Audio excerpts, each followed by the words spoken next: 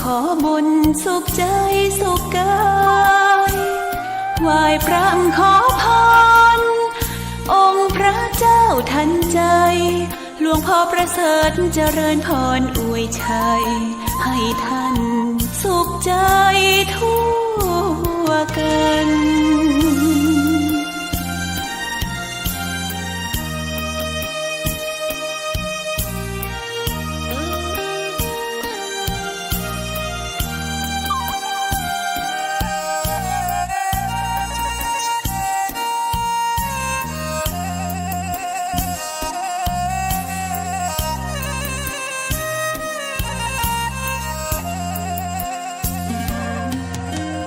เชิญรวมบุญส่งน้ำพระธาตุน้อมใจอภิวาทขอบุญสุขใจสุขกายไหว้พระขอพรองค์พระเจ้าทันใจหลวงพ่อประเสริฐเจริญพรอวยชัยให้ท่านสุขใจทั่วกัน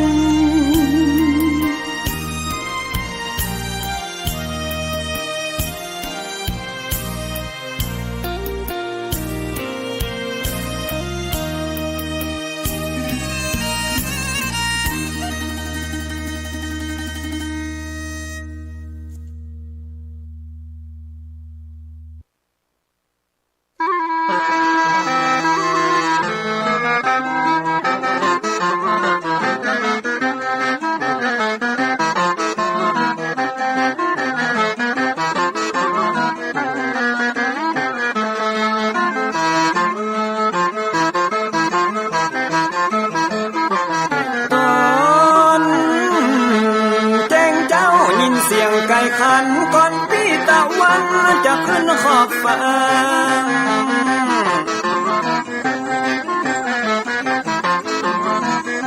จะหันแสงทองทอแสงเจิดจ้าจัดการล้างหน้าอาบน้ำแต่งตัววันเริ่มต้นใหม่อย่าได้วันกลัวอย่าได้คุณมัวกังบนโศกคอน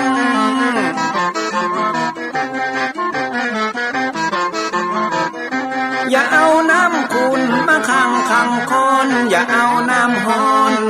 มาลวงหัวใจฮ้อนอ้วมอารมณ์คุณคองมาตอนรับวันใหม่นี้น้องของได้น้อมเอานำทำคำสอนของพระชินวรประเสริฐเลิศล้ำ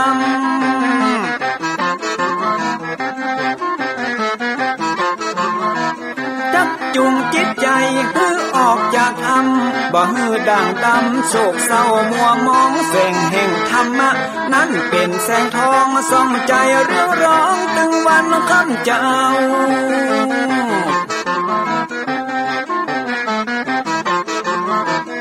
เอาศีลมานำเอาธรรมมาเฝ้าคือจิตใจเฮาจุงเย็นฝ่าฟันทุกเห็นต่อไปหน้าจะบ่ไหววันแต่เนิ่นเชิญพี่น้องมาฟังรายการธรรมะเบิกบานตอน6 โมงเจ้า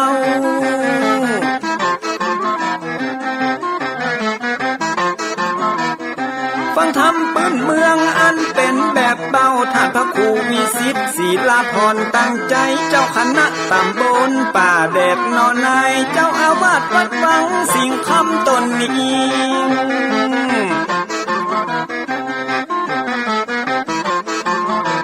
อนุรักษ์ของเก่าล้านนาก่อนกี่คือลูกหลานเฮาตีเกิดมาด้วยกันรักษาของดีเก่าเกลือได้อยู่กู้ถิ่นล้านนาฟังทำแล้วของแผ่วจิตใจเหมือนป่าอยู่ในนาทีนั้นนาม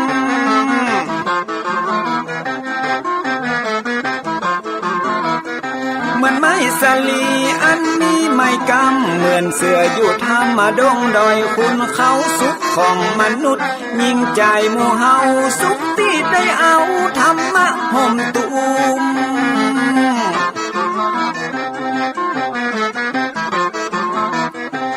ใจคนใดมีธรรมห่อหุ้มใจคนนั้นจุมใจบ้านมันอยู่วิมานเวียงวังจันแก้วบ่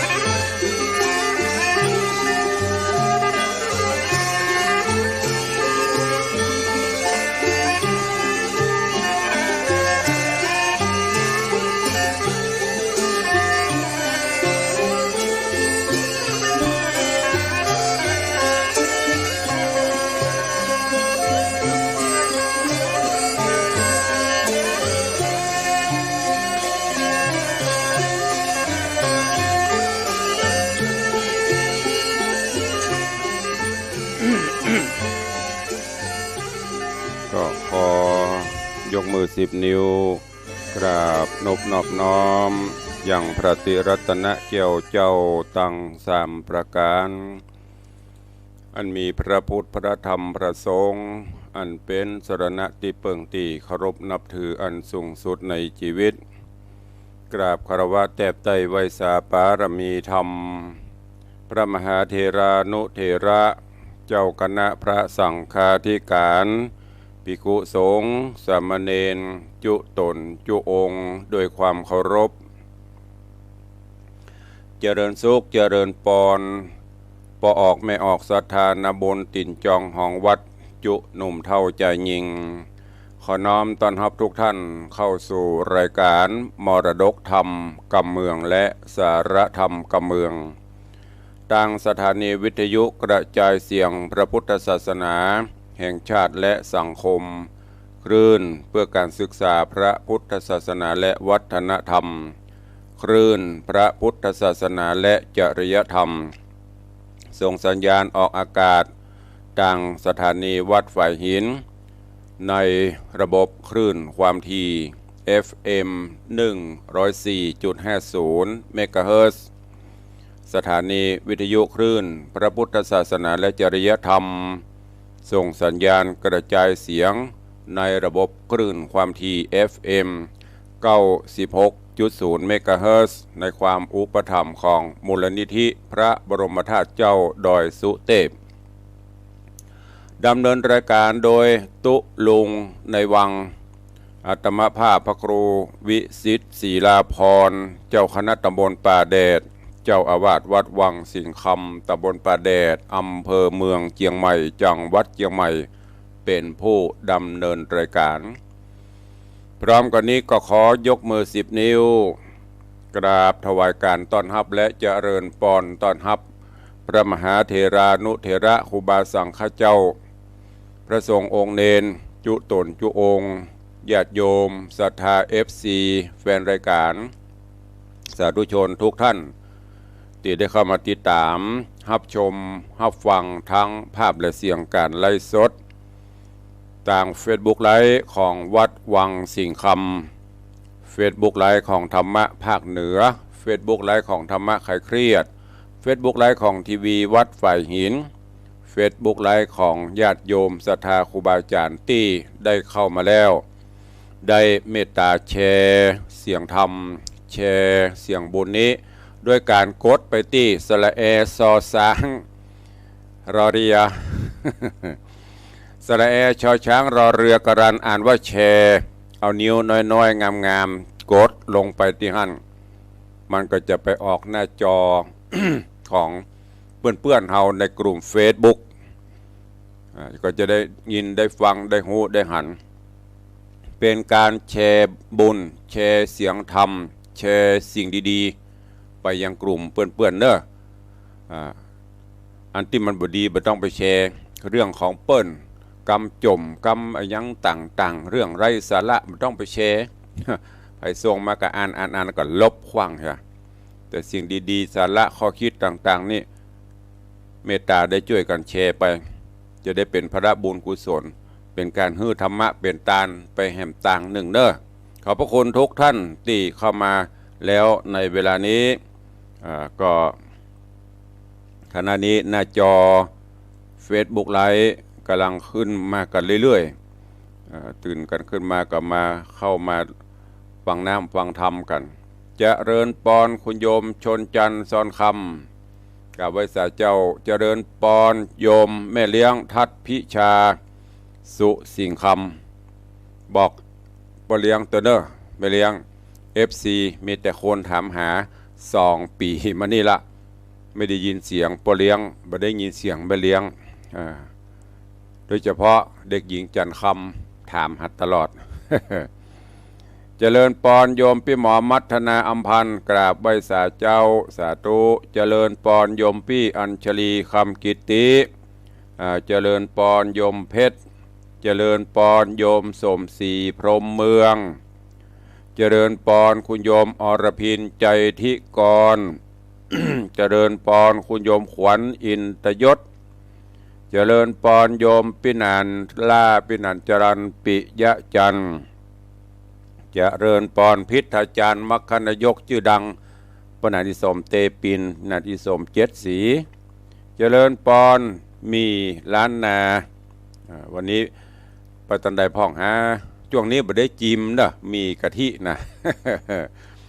ก็เดี๋ยวสักวันจะเฮือมาส่ง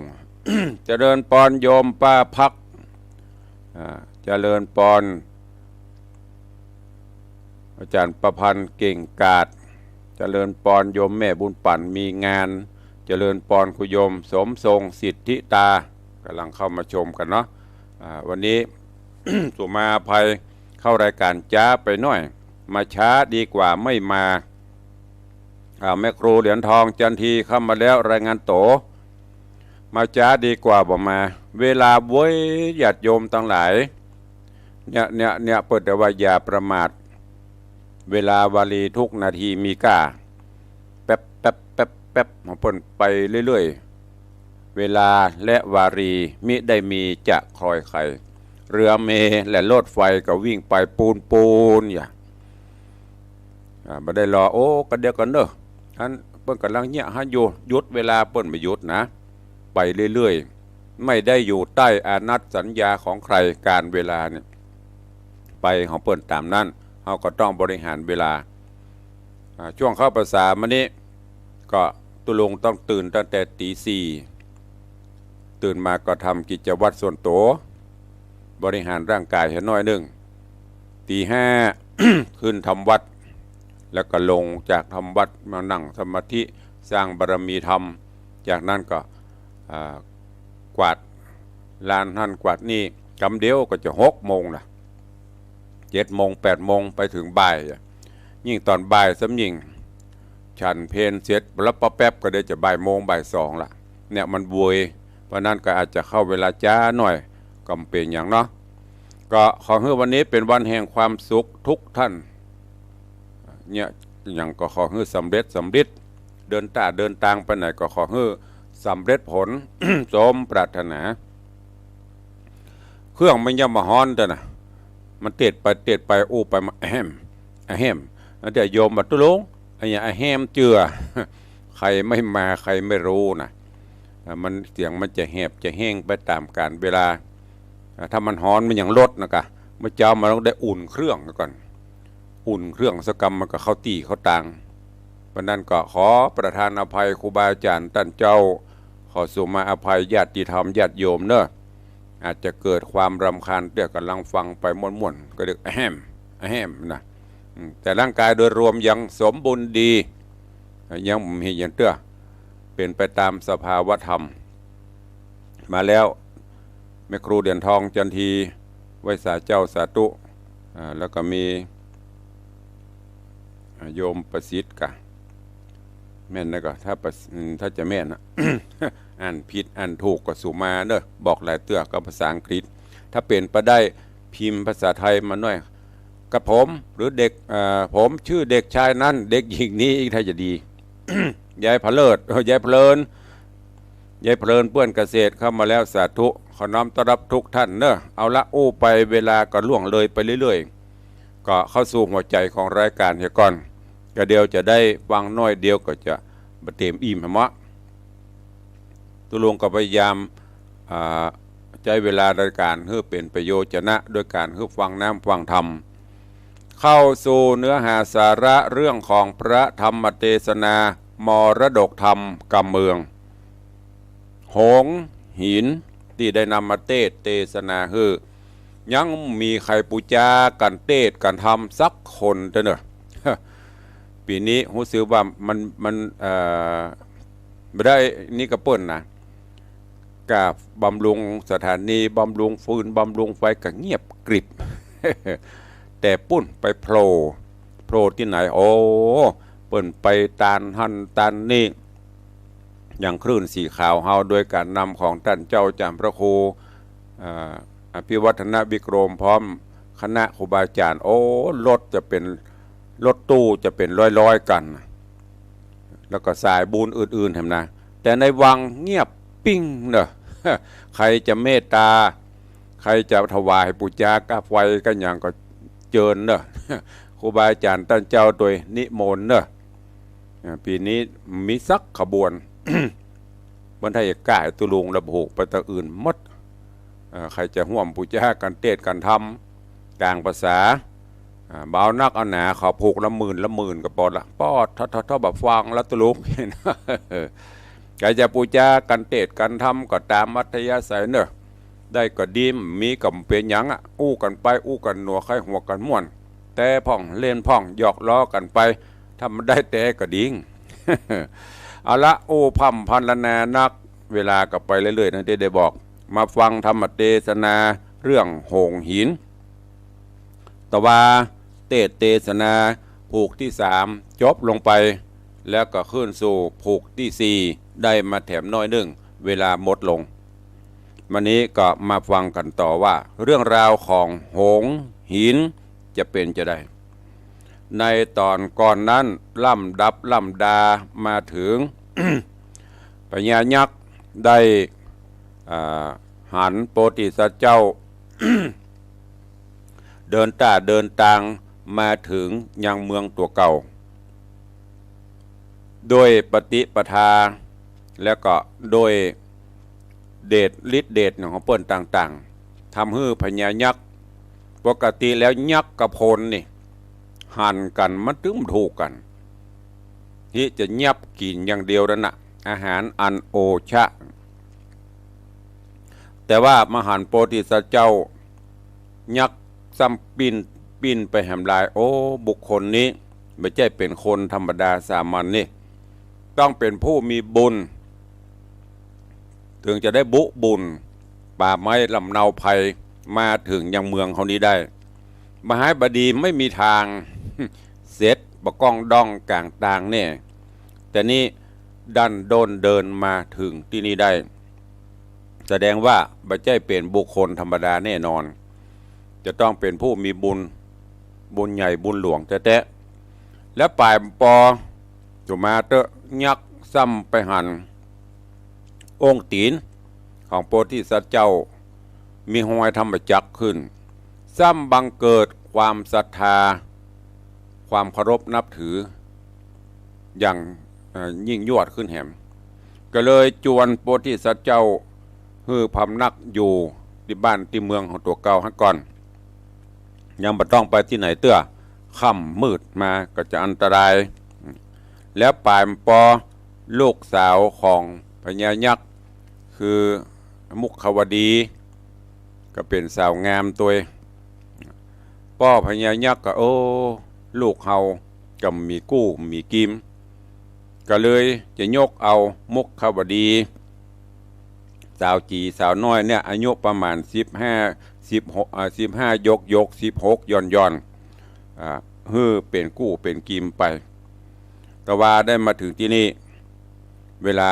หมดลงวันนี้มาฟังกันต่อว่า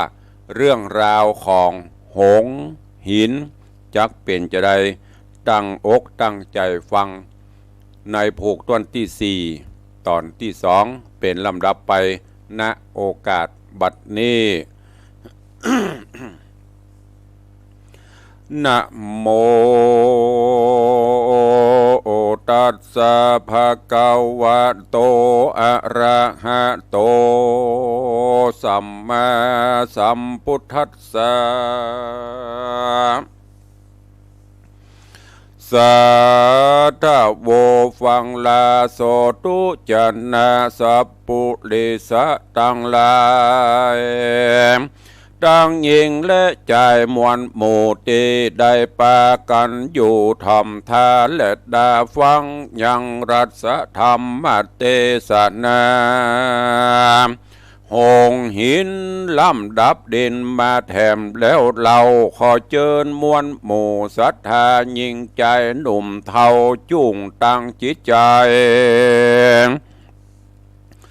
ที่ตามเล่าถ่อมทาได้ฟังต่อไปนานี้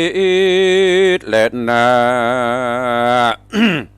แย้มนอนนามุขขาวดีอันเป็นสาวจีน้อยนาดเกาะไข่ประตูภาษาสับปันนางได้หันเจ้ากุมารมีรูปงามพาเสดจริงบังเกิดสิเนหาเพราะปุญญาเจ้าแต่ก็อาจารย์ก่อนได้สร้างสอนตามการห่วมสมปานทุกญาติบอกกากาจากกันปีติมันจะเจิญใจต้องตื่นยินดียามนั้นหนอมุนีน้อยหนอก็ยังต่อดา ก็ยะจริงยังต่อแหมคืนก็มีวันนอนแลนางตามาทางอัตตาในกาละยามนอนพญายักษ์เท่าจริงเรียกลูกเต่ามาหาแล้วเจียนจากำถูกกับลูกน้อยสาวจีวัดดูรามุขวดีเฮ้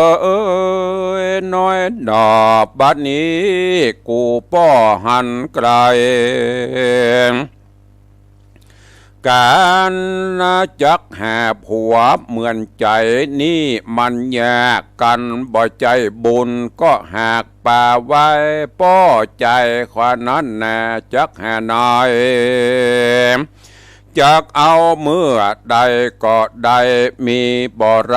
ในหมู่ปุถุชนมีแต่คนจาดเตียวดินส่วนเจียงจีนคนดีตนดีบ่หอนจักมีหาบอดใดในโลกนี้ในโลกไตโลกาส่วนเจ้ากุมาราพูดนี้นาพาเสดกว่าฝูงคนเป็นปุริสะจนบุญกว้างสมปานอังนันมาบ่ใจคนปาลาหินจาตต้านเป็นหนอพระบาทสัพปัญโย ในจุมปูโลกกว้างหาในจุมปูโลกกว้างตันภาพใดสัจจริงเหตุนั้นป้อจริงเล็งหันการอันจักมีไปนาจริงจักหือลูกละยิงเดียวได้เป็นเมียปริจาคแห่งเจ้านาดน้อยกุมารผู้นี้แล สาปิทิตาส่วนนางมุขวัดดีสลีนอดเนาจริงใบเต้าวันตาวาคาแด่พระปิตาเป็นเจ้าอันว่าลูกเต่าปุตติก็ยินดีในกรรมป้ออันใจหม้อพันแผ่ฮือลูกถึงแก่ความสุขได้ปนทุกกากาศเพราะบ่ฟังกำราดพ่อแม่ก็หักถึงแก่ชิบหายกรรมนี้โลกทั้งหลายเล่าไว้เป็นบังใสสืบใส่มาเหตุนั้นนาคาลูกน้อยบ่เหลือกรรมถอยปิตาบ่เหลือกรรมจ่าป้อเจ้าแลใดแลป้อเฮยว่าอ่าน มหายักษ์โข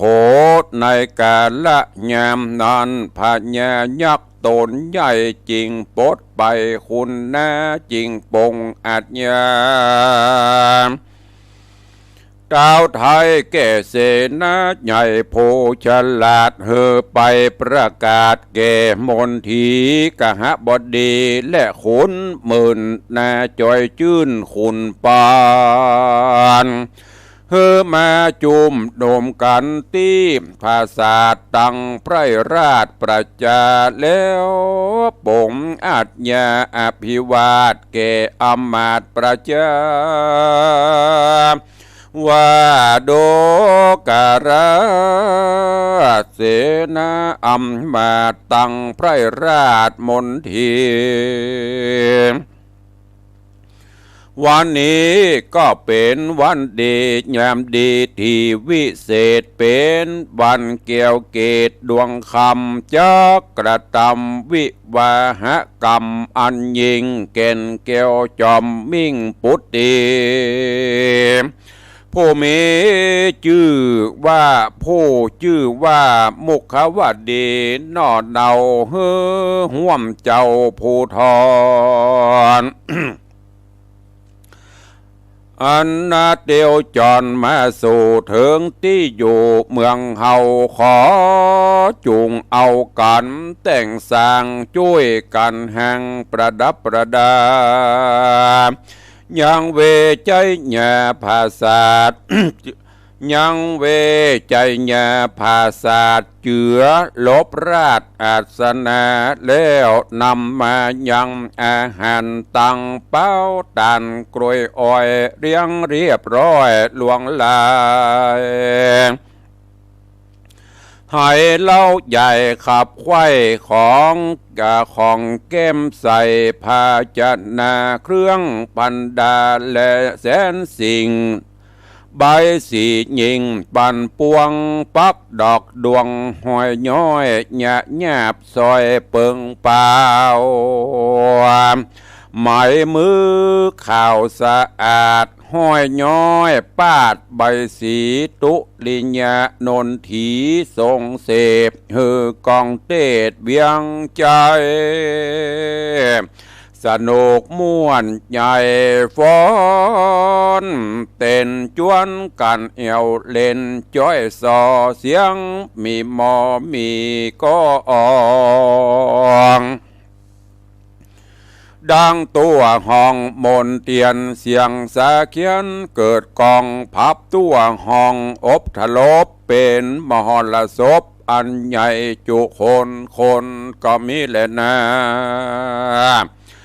ยามนั้นพญายักษ์ตนปอก็เฮือประดับเกี้ยวหนอบุตรีคือมุขวดีนอดลาโดยเครื่องงาอลังการงามเจียงคานเลิศแล้วประดับโดยเกี้ยวนานามีวันนาใส่ส่องเกลาใส่จ้องมวยมังปักตังปินสะเมินแนงามเงื่อนฟ้าฟองฟูสอดกัน สอดการคนดูต่างเกวกาดแดเขียวสะนองสะลองนมละบังกลมใหญ่น้อยแถมดอกสวยงามสั่งบานโมกดาหารเกี้ยวเกตประดับแล้วเตดแสงสีนางกุมาลีหน่อยนาดเหลื่อมวะวาตมสมสมเสงวงคำแดงใส่แขนแหวนคำใส่ก้อยสองบาหอยจักคำปานทิพดาดำแต่ฟ้าทะลงแผ่นฟ้าแพร่พานภาพมีบันดาใสโสดกวนกาโกดคำแดงการตกแต่งพร้อมแล้วงามดังนางแก้วอยู่ฟ้าแล้วนำมานั่งไกลพระนอไทยโพธิสัตว์หมู่เขาจัดหือนั่งสะใสยิงอยู่ปังซ้ายใจอยู่ปังขวาส่วนพญายักษ์เท่าตนป้อเจ้าถวายปอนยังปะวอนองค์อาจ อันปะวอนองค์อาจหมู่นักผาดพรหมณจารย์อันมีโบกหันฉลาดก็สู่ดวงราชบุตตาโดยนำโดยมังกลากาธาทุกสิ่งเฮอจำเลินยิ่งมิสลีเฮอโยสวัสดีติเอียงเต้าเฮอได้เป็นเจ้าภาพจุมปูฝงสัตโธน้อมแนวรอยเอตาวขาบาปูจาอายุติขาเหงายันกวางได้เป็นเจ้าจ้างภาพแสนเมืองแด่ทลาวาอันแล้วก็เอาว่าไหมเกี้ยวผูกมือแห่งสองบุญลือลูกเต้างามอาข้าวสมเปิง มังกาละยิ่งบวชละมวนกาละกวนแล้วเราพญายักษ์เท่ายักษ์ขีก็หือตีกองทรงเสพนนตีเป็ดเนืองนองปาดปีนกองโหเอาใจก็มีในกาละยามนั่นแหละสาญาณเฮ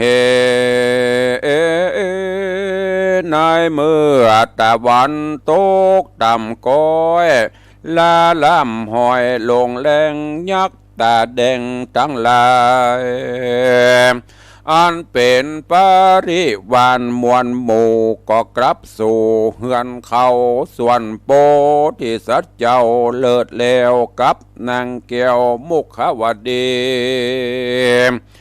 เจ้าสองสลีเลิศแล้วก็ขึ้นผาศาสตร์แก้วมนเตียนอยู่สุขสะเทียนบนผาศาสตร์ บนผาศาสตร์บนแตนราชอาสนาแล้วเจียนจะไปมาโดยกรรมหักสิเนหาต่างตลาบต่อเต้าลวดลับแล้วเรานอแก้วโพ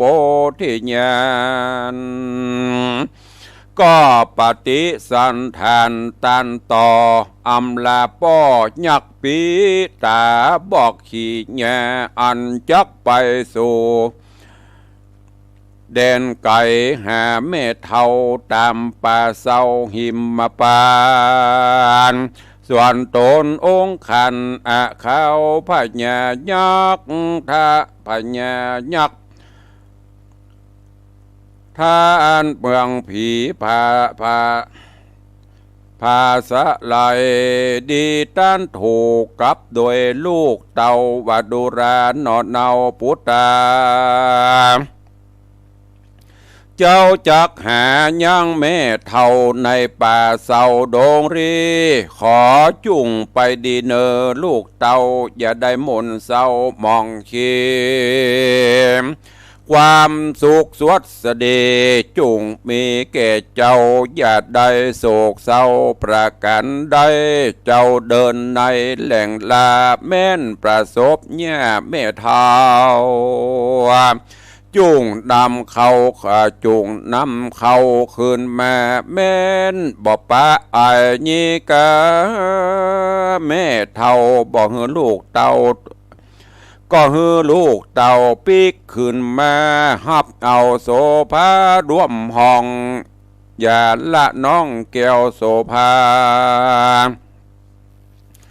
ฮือตามจ้ามัวมองแดดเตอะว่าอันก็มีแลโสโปธิสัตโต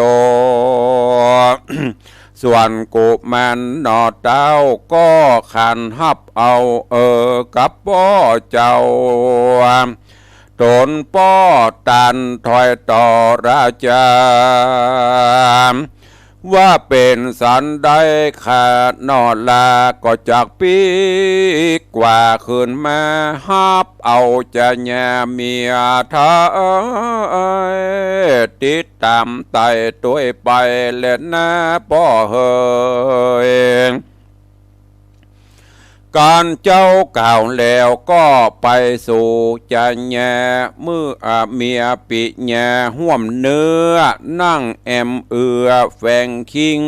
กันนางยิงกับนางยิงเมียตน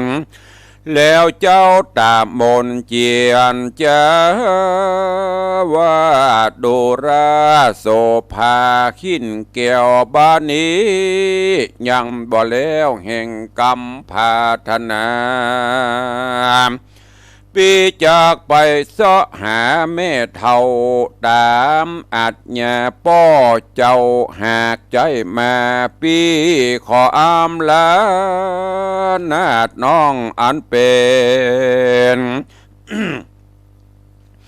อันเป็นปิมป้องเตรียมคิงจักอำลาจอมแปงก้อยกาดนางอย่าประมาทอันใดเหตุกรรมเครื่องใจบอดแล้วขอน้องแก้วอยู่สวัสดีการปีขึ้นวิธีไต่เต่าได้แม่เท่าปีขึ้นมาแม้นบ่สมกรรมผาถัดนาใจไฟเหตุบ่ได้ไอญิกาก็จากปีขึ้นมาหาน้องเดาบ่ละนอเจ้าอยู่คนเดียวดูราสมจะเหลียวเสียวเฮ้ยงามแง่นางอยู่จุงอยู่กับพ่อแม่สองขาก่อนเตอะน้องเฮ้ยยามนอนนางมุกขวดีนอเตาลือตัวดาวทอละนีได้ยินสามีมากล่าวอกห้อนพระเผาปั่นไฟนางจอมมาไทยนางจอมใจใส่เก่าทุกมัวเมาขึ้นหัวทุกนำโนหัวแสบใหม่นางนอไทยจริงทุนสารว่าคาเดพระภูบาลเกี่ยวกิ่งผัวหักยิงจอมควรอันเคยเสพสันห่วมเต้าได้แฝงไฟเฝ้าคนเดียวบ้านนี้สมเสียวนอเต้าจักละข้าเจ้าหื้อมองเวทนามองโจดจอดจักใจหลอดกึดจุวันแยมจักหาความสุขบ่ได้เพราะบ่หันเงาไทยจักหอดไรหิวได้และพระเหนือหัวเฮยว่า แย้มนานกูแม่นหนุ่มเดากอดเล่าลมเมียเจ้าจะแย่บาดูระแก้วแก่นตาเมียมิ่งตีฮักคิงเตรียมใจนางจุงลำเปิงหันไกลการจำไปอยู่บอดใดกูปีไทยสามิกาบ่ใจบ่ฮักโสภาน้องปี้กันว่าไปแล้วบ่เมินนาน2-3 วันเป่าเป็นประมาณก็จักเหาะสานขึ้นครอบห้องมาเอาน้องเตรียมใจกันพระจอมใจสั่งแล้วพระนอแก้วโปธาก็ไก่กาขึ้นสู่หลังแผ่นผาคำจะตัวอาจแล้วเหาะขึ้นสู่อากาศปลายบนก็มีวันนอนแลยนะตามาทางปากาเสนโตสัทธาอาหาสัทธาสัพปัญโยตนเป็นครูแก่โลกตนข้ามโอคะสงสารจักไข่นิตันหือแจงพระจริงแสงเตสนาว่าตังทิสวามุขวเดวิปโยคาดังนี้เป็นตนภิกขเวโดกราภิกขุตังลายในกาลยามนอนนานางโมคาวเดน้อยนาดก็เงียนดูอากาศไปบนพอตามผัวตนขิ้นเงาอันพรากเต่าละไปสลีนงใบโศกเศร้าน้ำตาอาบเบาลงมาสลีโสภาร้องไห้เพราะอะไรแก่นไทยผัวควันมากนักก็มีบานานและนาโปติสัตโตส่วนปรำโปติสัตเจ้าพระนอดเนากุแมนก็ขี่หงคันวิลาศสู่อากาศไปบนก็ไปสู่หนแห่งห้องประเทศต้องหิมมาปันอันเป็นดงดันป่าใหญ่หันคุ้มไม้เครือเขาป่ามืดเศร้าส่องป่ามืดเศร้าส่องจำพวกคือมีดอกและลูกหลายสิ่งบางพ่องจีจุมบางพ่องแตกคุมงอกออกบางพ่องพงบานดอกเจยงามแม่เพิ่งจำโอดละแม่เพิ่งจำลดเล้าแมงปู้เก้าจมดวงบางพ่องลูกเป็นปวงถูกทวนอยู่สุกล้วนแก้มใบบางพ่องลูกใสสะอาดตามจุกแห้มลำปูนกินหมูนกบินเสียวสอดบินสับตอดพาลาปาขีที่จะต่างมีคนดังดาแดงคนดังแผ่วเขียวขาวดูเปิงเป่ามากใสจับอยู่ยอดไม้เฟยหนาฝูงปะขาห้องขันเสียงมีมานเป็นหมูตัวปูกู้ตัวเมียห้องเสียงมีกองจับอยู่กองลันการหลังเสียงขันร้องร่ำตกเจ้าค่ำตามภาษาก็มีบานนอนและนาเนติตังขีญาสังวันนาวิเศษ จาห้องเหตุธรรมเทศนาหงส์หินผูกทวนที่สี่ตอนที่สองก็บังโกมสมเด็จสเด็จ พระธรรมเทศนาปืนเมืองเหนือเรื่องหงส์หินลำดับลำดามาถึงยังผูกทวนที่สี่ตอนที่สองปุ่งวางไว้เต้าอี้ก่อนเนาะก้อยฟังไปติดตามท่าฟังไปเรื่อยๆจนจบเนื้อหาสาระเรื่องราวมีทั้งเกร็ดความรู้สิ่งที่จะนำไปคิดพิจารณาไปใช้ในการดำเนินชีวิตประจำวัน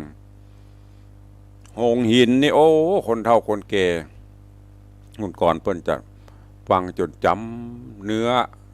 เรื่องอย่างเฮาไปพ่อลิเกก่อนเพิ่นก็จะเล่นลิเกโดยซอเพิ่นก็เอามาซอล้วนแล้วแต่เป็นจากธรรมะวันนี้ลำดับลำดามาถึงยังโพธิสัตว์เจ้าอำลาป่อพญายักษ์อำลามุขวดีเพื่อที่จะเดินต่างไปเสาะหาแม่ย่าเท่าตามกรรมตีป่อพญาปรันตป๋าได้ใจลูกถึง6แต่โดยว่าความเมตตาของโพธิสัตว์เจ้าหับช่วงต่อมาเสาะหาฮือโดยมาถึงเมืองยักษ์นี้ป่อพญายักษ์ก็ยกลูกสาวฮือคือมุขวดี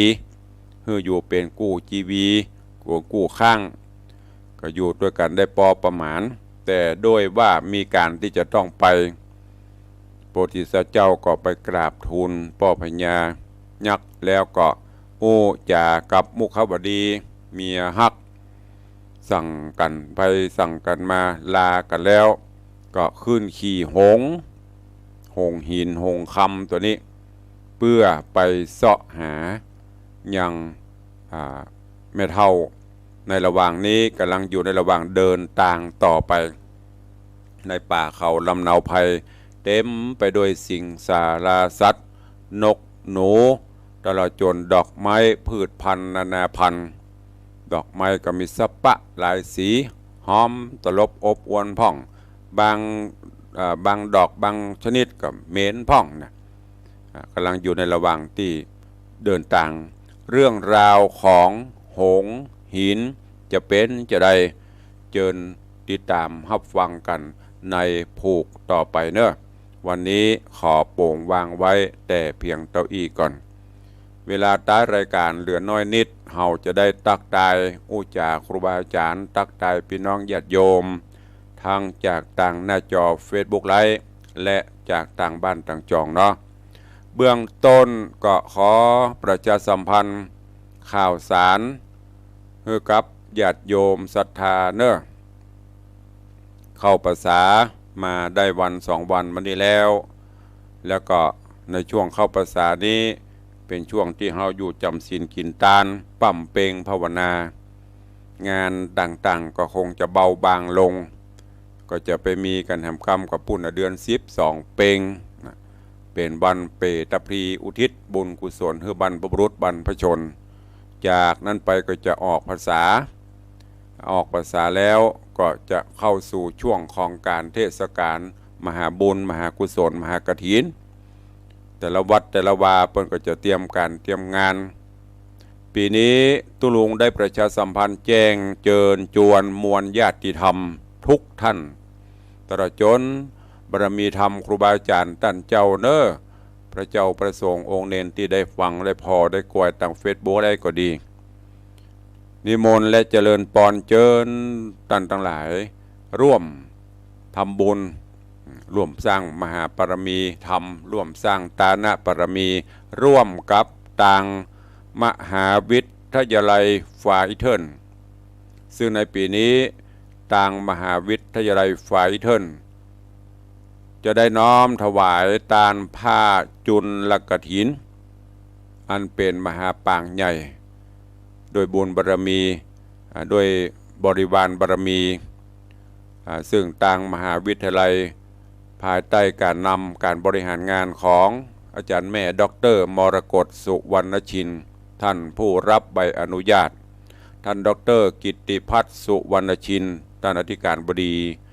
ท่านดร.ฉัตรทิพย์สุวรรณชินรองอธิการบดีได้มีกุศลและเจตนาอันแรงกล้าในการสนับสนุนส่งเสริมพระพุทธศาสนาปีนี้ในโอกาสครบรอบ25 ปีของการก่อตั้งมหาวิทยาลัยฟ้าอีเทิลทั้งที่แยกสนามบินและก็อยู่ฟ้าที่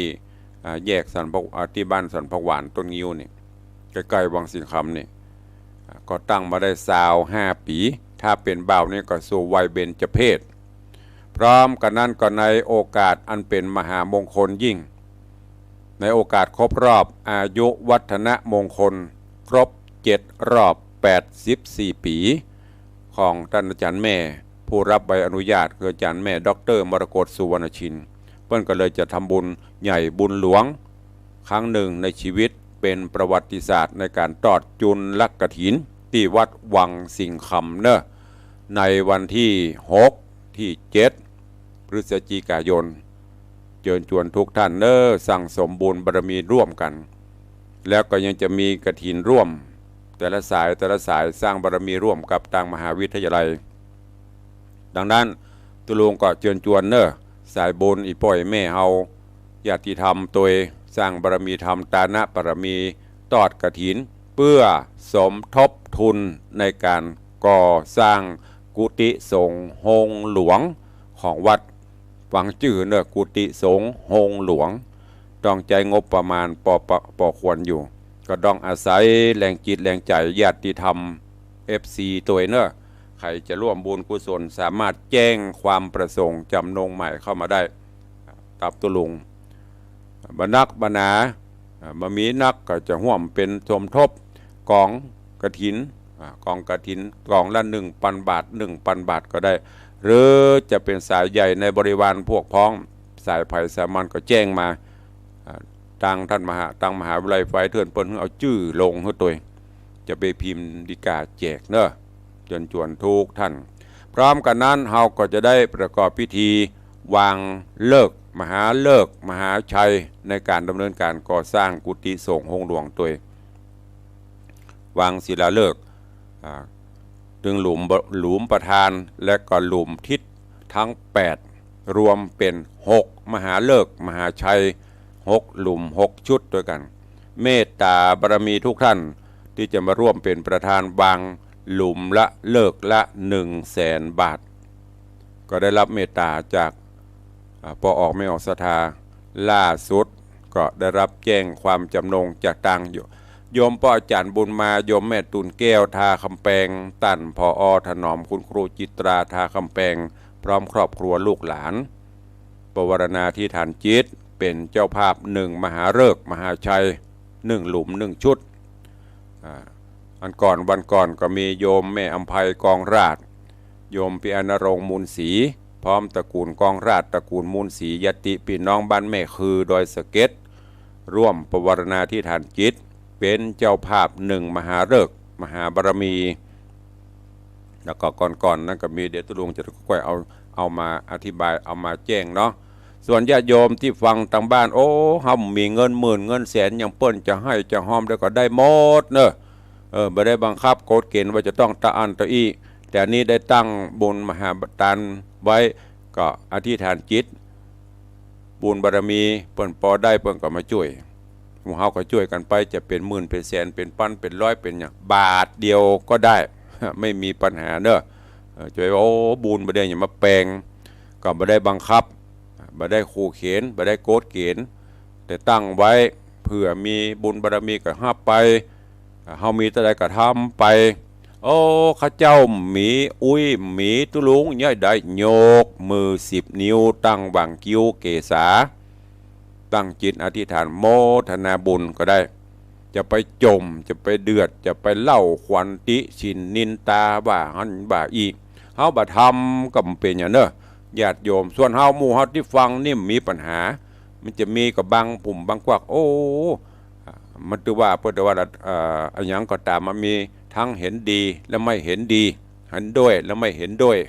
ถ้ามันหันด้วยกันหมดโทษโลกนี้ก็มีอย่างนั้นเนาะเพราะนั้นก็ฝากไว้เนอะใครจะร่วมบุญกุศลแจ้งความจำนงได้0817836540เนอะแจ้งเข้ามาได้ตลอดทุลุงก็ได้โจทย์เอาลายหมายเอาชื่อของญาติโยมต่างหลายตัวตะกี้ตักตายตั้งบ้านตั้งจองมาถึงที่นางสาวเหรียญทองจันที แม่ครูเหรียญทองจันทีแล้วก็เข้ามายายเพลินเพื่อนเกษตรโยมอะไรอย่างเพี้ยนเป็นอย่างกันเนี่ยมันอ่านไม่ได้เด้อภาษาอังกฤษนี่นะเอาเป็นว่าเจริญปอนต้อนรับเนอะท่านที่มีชื่อเป็นภาษาอังกฤษตุลุงอ่านไม่ได้อ่านได้พ่องไม่ได้พ่องกลัวมันผเลิศ เดี๋ยวมันจะผลัดเจริญปอนถวายการต้อนรับท่านเจ้าเนอะรัตนเมธีใจเนี้ยมงคลสลีแก้วกว้างสลีปิงเมือง ปเลี้ยงสลีปิงเมืองสาธุเนอะบารมีรักษานะครับเนอะอยู่ดีมีสุขบารมีได้ปะกันประเดี๋ยวเจริญปอนยมอัมพรกันทมีไว้สาธุลุงสาธุเจริญปอนโยมจันสายแปลงหลวงสาธุเจ้าเนอะนี่กำลังเข้ามาตัวแล้วก็มีภายในยอดดอยปลายฟ้าสาธุวันนี้ติดตามฟังยอดดอยปลายฟ้ากันมาแม่อุ้ยน้องแฮกเกอร์อันนี้เป็นตังเฟซบุ๊กฟังแล้วก็ขอบคุณทุกท่านเหลือเวลา2 นาทีไปทางบ้านแต่ว่าFC แฟนรายการตกอันดับมี2 สาย2 สายจำได้อยู่แต่ว่านี่มีจากโยมป่อเมืองแกนพัฒนา1 สายแล้วก็มีโยมแม่อุ้ยมอนจันคำแสงบุญ แต่ว่ามี2 สายไปดีน้อยจ่วยทางบ้านทางจองอันอย่างเรตติ้งตกไปตกบอดสัก10 สายก็ยังดีนะมี2 สายพอลูกเอาวันนี้เปิดทางบ้านทำกรรมเหรอทดสอบจะมีกี่สายใครฟังอยู่เข้ามาทางบ้านเนอะ0817836540มันนักมนา3 สายก็พอละถ้ามี3 สายแสดงว่าสถิติยังอยู่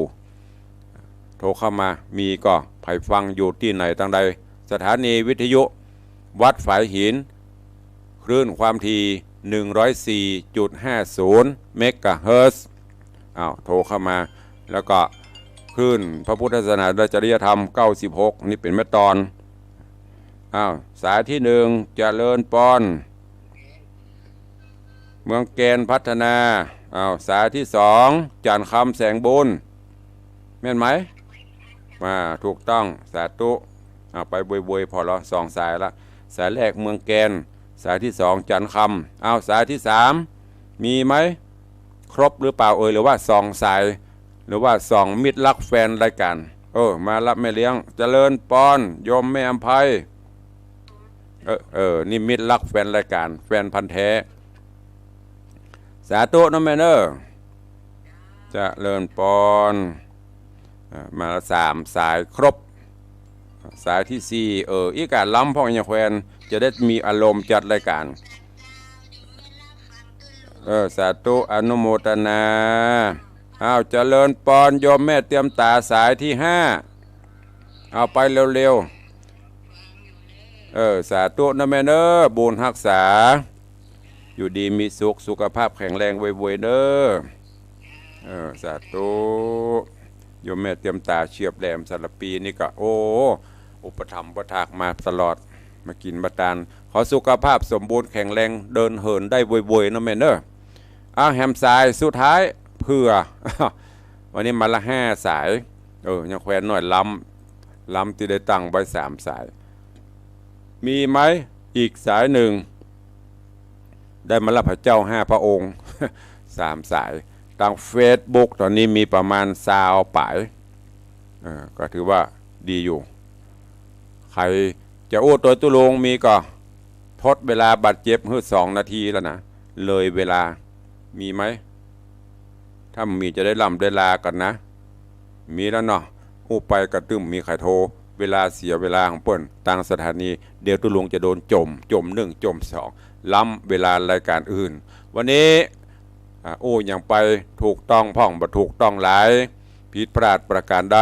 ขอประทานอภัยจากครูบาอาจารย์ท่านเจ้าตลอดจนปอออกไม่ออกสถานบุญเนอะมิได้มีเจตนาเป็นอื่นใดผู้จะไปกระเปื่อยหยอกล้อกระเช้าให้ญาติโยมได้มีความสุขใจกัน